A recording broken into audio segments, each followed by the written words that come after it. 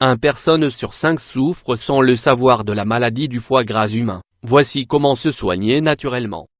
Notre corps est constamment bombardé de toxines, ces dernières sont partout dans l'air que nous respirons et dans la nourriture que nous mangeons.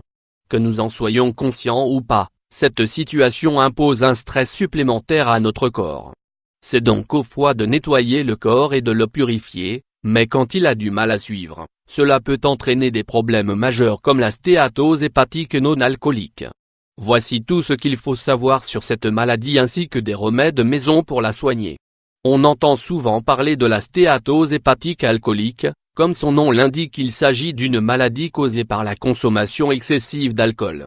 Toutefois, il existe un autre type de cette maladie qui est principalement due à une accumulation excessive de la graisse dans les cellules du foie chez des personnes ne buvant que peu ou pas d'alcool. Quelles sont les causes de la stéatose hépatique non alcoolique ? Le foie gras, ou stéatose hépatique non alcoolique, est un terme qui décrit l'accumulation de graisse dans le foie.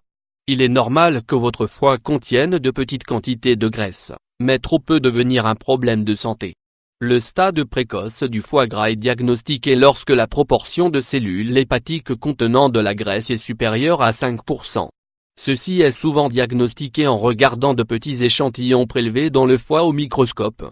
Les causes de la stéatose hépatique chez les personnes qui boivent peu d'alcool ne sont pas très claires.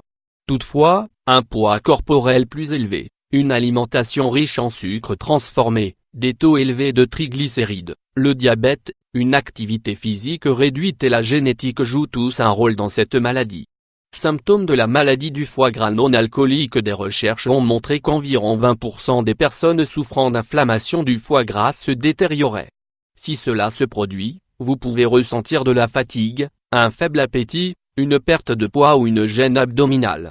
Votre foie peut devenir légèrement hypertrophié, chose que votre médecin pourra peut-être détecter lors d'un examen physique. Si la stéatose hépatique non alcoolique évolue vers la cirrhose et l'insuffisance hépatique, les symptômes peuvent inclure un abdomen élargi et rempli de liquide, jaunisse de la peau et des yeux, confusion ou saignements anormaux. Comment traite-t-on le foie gras ? La plupart des cas de foie gras ne progressent pas vers d'autres formes de maladies du foie. Le foie peut se réparer tout seul.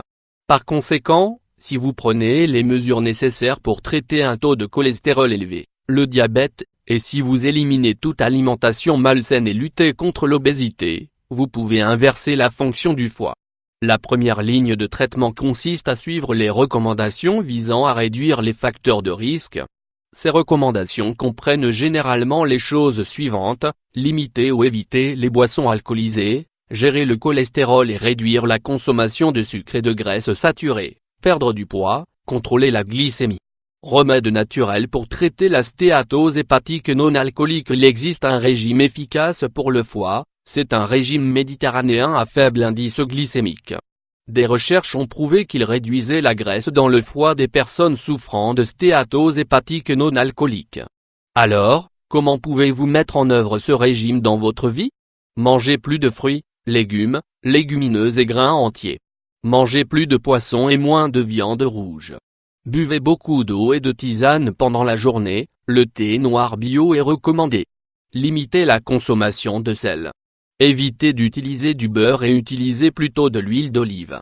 Prenez des quantités modérées de produits laitiers. Certaines plantes amères sont également efficaces pour nettoyer le côpe, détoxifier et métaboliser les graisses accumulées dans le foie y compris le pissenlit, le chardon-marie et l'artichaut. La racine de réglisse réduit considérablement les enzymes hépatiques chez les patients atteints de stéatose hépatique non alcoolique. Mais si vous souffrez d'hypertension artérielle, il vaut mieux éviter cette plante. Discutez avec votre médecin avant d'opter pour le régime hypoglycémique ou encore consommer l'une des plantes citées ci-dessus.